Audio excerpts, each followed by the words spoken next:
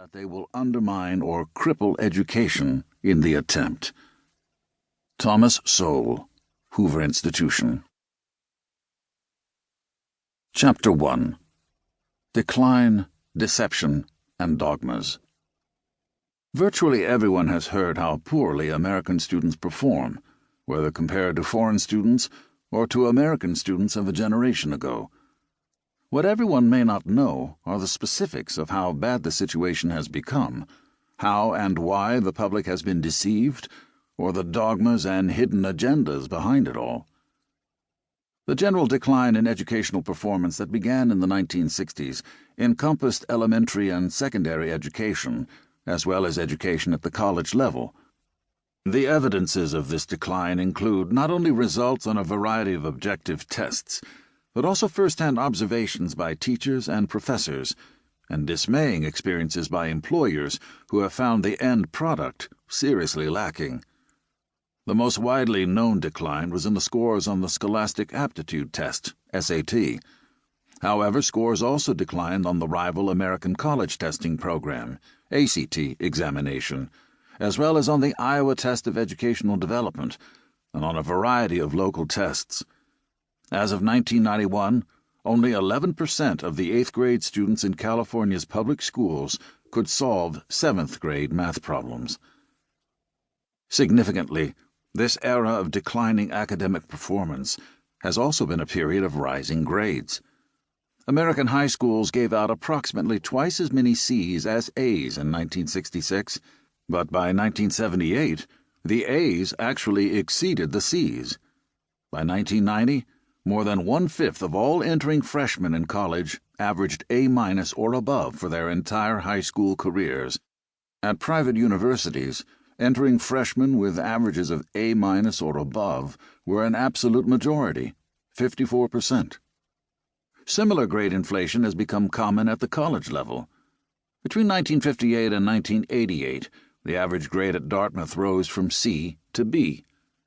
More specifically, the Dartmouth student body's grade point average rose from 2.2 in 1958 to 3.2 in 1988. At the University of Chicago, the once common grade of C constituted only 15% of all grades by 1988. Yet Chicago's grades are considered comparatively low relative to grades at comparable institutions around the country. At Yale, for example, the proportion of grades that were A's never fell below 40% during the entire decade of the 1980s. At Smith College, likewise, A's were 40% of all grades by the end of the 1980s, a tripling of the proportion of A's over a period of 25 years, and A's and B's combined constituted more than 90% of all grades. Rare is the college like Franklin and Marshall, where the student body's grade point average has remained consistently below B over the years. Among the factors behind nationwide rises in college grades, in addition to more lenient grading by professors, have been such widespread practices as not recording failing grades on the students' records, allowing students to withdraw from class when a failing grade is impending, and ordinary cheating. Between 1966 and 1988, the proportion of students cheating increased by 78%, according to a national survey.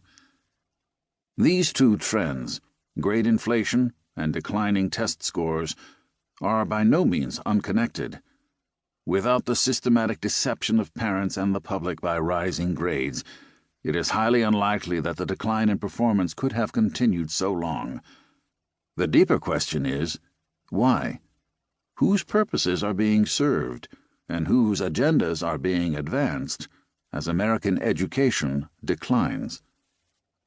Performance and deception. Perhaps nothing so captures what is wrong with American schools as the results of an international study of 13-year-olds, which found that Koreans ranked first in mathematics and Americans last. When asked if they thought they were good at mathematics, only 23% of the Korean youngsters said yes, compared to 68% of American 13-year-olds. The American educational dogma that students should feel good about themselves was a success in its own terms, though not in any other terms. A related educational dogma is that learning must be enjoyable to be effective.